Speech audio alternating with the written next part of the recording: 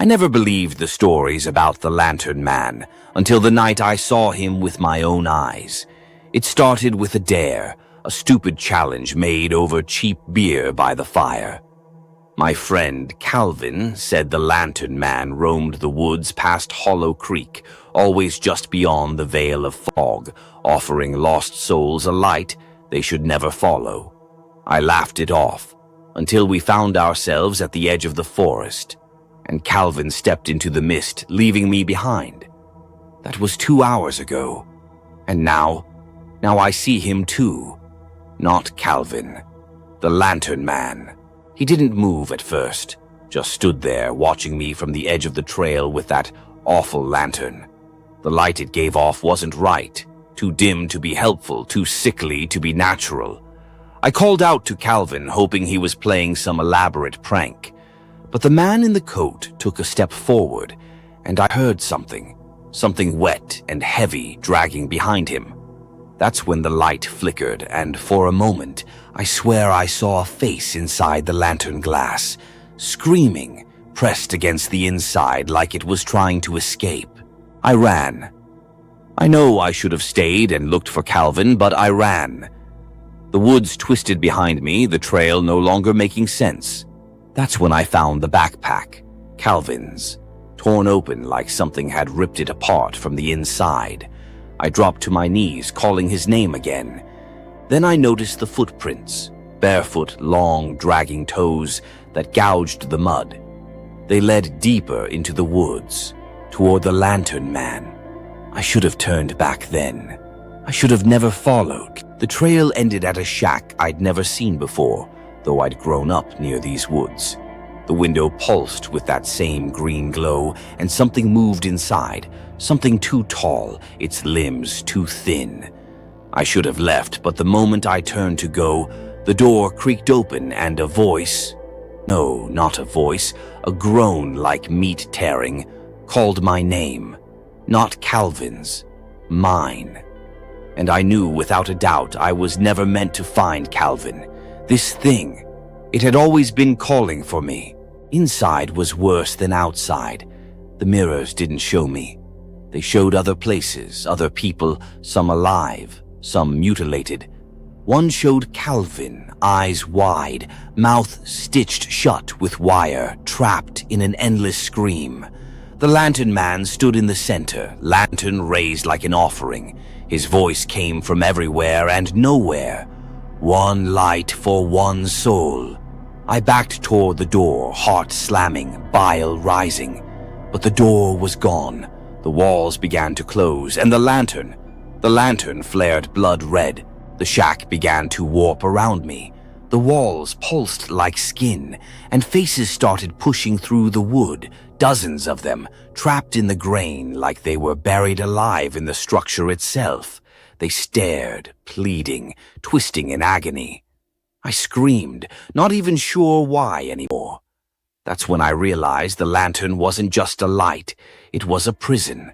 And every soul it captured stayed awake inside, screaming forever. One of the faces, it was Calvin. His eyes met mine. I stumbled back into one of the mirrors and recoiled in horror. It showed me, but not as I was. In the reflection, I was screaming, crying, pounding the glass like I was trapped inside. My real face, though, stayed still, expressionless, cold. I reached out to touch it, but the glass was warm, pulsing. Then something behind the reflection smiled at me, something using my face. I found a trapdoor beneath a threadbare rug. It hadn't been there before, I was sure of it.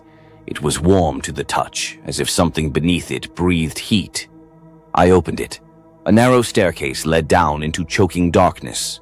No light, no sound. But I felt pulled, compelled, like something inside the lantern had wormed into my mind. I had to know what was down there. I needed to see what was waiting. The air stank of rot and copper. The chamber stretched far wider than the shack could ever hold. People, maybe once people, hung from chains like meat in a freezer. They weren't dead. Their eyes followed me. One tried to speak, but only blood bubbled out. I couldn't look away. They weren't just victims. They were offerings, sacrifices. A low growl echoed from the shadows, and the lantern's glow intensified, illuminating a figure emerging from the far wall. It wasn't the Lantern Man. From the shadows came something far worse than the Lantern Man. It was a mass of twisted limbs and ribs that opened like a rusted cage. Inside, a soul thrashed, wailing in a light too bright to be holy.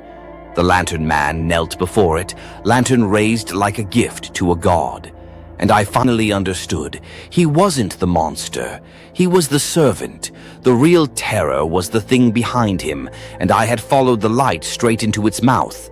I froze as its gaze found me, or rather all the eyes buried in its flesh did. They blinked in unison, and every mouth on its face screamed without sound. It didn't move like something alive. It slithered on limbs that weren't its own. I tried to run, but the chamber had changed. The exit was gone. The creature leaned forward, ribs opening wide. The soul inside flared in agony, and I understood. It was inviting me in. Hands shot up from the ground, dozens of them, grabbing at my ankles, my wrists, my throat. They weren't solid, not completely. They flickered like smoke, but the pain they caused was real. I was being dragged. Back toward the cage ribs, back toward the light.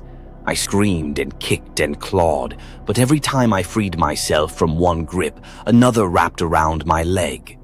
Then one of them whispered in my ear, my own voice saying, "You were meant for this." In a moment of panic, my hand found a rusted hook on the wall, its edge still wet with blood. I turned and slashed at the hands, breaking their grip just enough to stumble free. One of the chained victims lifted their head, barely alive, and mouthed something to me. "Kill me." My stomach turned. How long had they been down here? How many had begged for an end? And how many had been denied? That's when I felt the heat at my back. I turned slowly. The Lantern Man was behind me now, closer than he'd ever been. His face, what was left of it, was stretched too thin, his mouth stitched at the corners but still twitching in something like a grin. The green lantern in his hand was shattered. From it, smoke drifted toward the cage creature like blood drawn to a wound. But in his other hand was a new lantern. This one glowed red. It pulsed in time with my heartbeat. He raised it, and inside that red glow, I saw myself. Not a reflection, not a trick of the light. Me, slamming my fists against the glass, face twisted in terror, eyes pleading for escape. I stumbled back, gasping. My voice wouldn't come. My thoughts weren't my own anymore. The Lantern Man didn't speak, but I heard his message loud and clear. This was never about Calvin. It had always been about me. I ran. Down a tunnel that shouldn't have existed. The walls weren't stone. They pulsed, slick and warm, as though I was inside something alive. Lanterns hung from the fleshy ceiling, each containing a soul, trapped, screaming, slamming against the glass like moths in fire. I didn't dare look too long at any of them. One of them looked like me again. Another looked like my mother. The tunnel ended at a door I wish I'd never touched. It was made of skin, stitched from dozens of corpses, puckered seams and pulsing veins still alive. Fingers reached from its center like it was trying to hold me back or pull me in. It bled at the hinges. As I approached, it creaked open on its own. The smell behind it was worse than rot. It was despair, made physical. Something waited on the other side. Beyond the door was a cathedral of horrors. The walls rose high, made of bones stacked with surgical precision, flesh draped like tapestries. At the center, on an altar built from ribs, lay Calvin. His chest rose, barely. He was still alive, but he glowed faintly green. I ran to him, shouting his name. His eyes opened, and they weren't his. They were someone else's. Something else's. His jaw unhinged with a sickening crack, stretching wider than it should, and from deep within, green mist poured out like breath from a corpse. Behind him, the lantern man stood, arms raised, lantern glowing red-hot. I backed away as Calvin's body convulsed, his skin splitting at the seams. Whatever was inside him, it wanted out, and the lantern man was helping it. The mist formed a figure, tall, skeletal, hollow-eyed. A crown of jagged bone ringed its skull, and its mouth writhed with worms. Its hand rose slowly, one finger pointing at me, not at Calvin. Me. I felt my blood chill as its voice echoed inside my skull. He was the bait. You are the feast. Every lantern in the cathedral flared to life, and every trapped soul screamed in unison. I dropped to my knees. There was nowhere left to run. The skeletal figure moved without sound, gliding across the blood-slick floor, each step shaking the bones beneath us. Lanterns above me rattled like chains, their light pulsing to a rhythm that wasn't mine. Calvin's body was gone, devoured by the mist. The lantern man watched from the shadows, lantern in hand, waiting for his master's will. And I knew I was never supposed to escape this place. I screamed until I felt something tear in my throat. Around me, flickering like bad film, were versions of me, each one trapped in some moment of horror. One was drowning, one was burning. One was staring back at me through the glass of the red lantern, eyes wide, mouth sewn shut. It wasn't just the cathedral or the lanterns. This thing, this god, it fed on repetition, on endless suffering.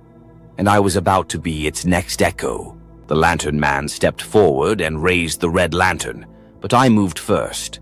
I grabbed it.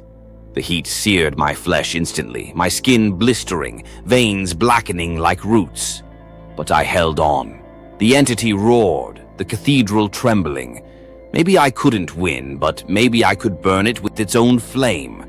The lantern pulsed violently in my hand, and I felt something crack inside me, something old, something that didn't belong. With every ounce of strength I had left, I smashed the lantern against the floor. The explosion of light was blinding, red and green, fire and mist. The entity screamed, 1,000 voices shrieking in agony as the cathedral burst apart. The other lanterns shattered, and the souls trapped inside soared free, ripping through the walls, through the beast, through everything. For a moment, I felt weightless, like I was being lifted with them. I opened my eyes to sunlight. Real, clean morning sunlight. The forest was calm, the air no longer thick with death.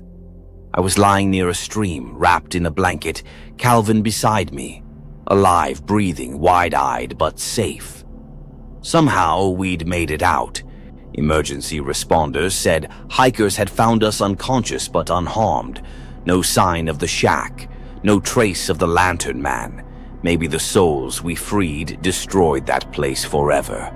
Or maybe it spared us because we fought back. Whatever the reason, we got a second chance. And this time we were leaving those woods behind for good.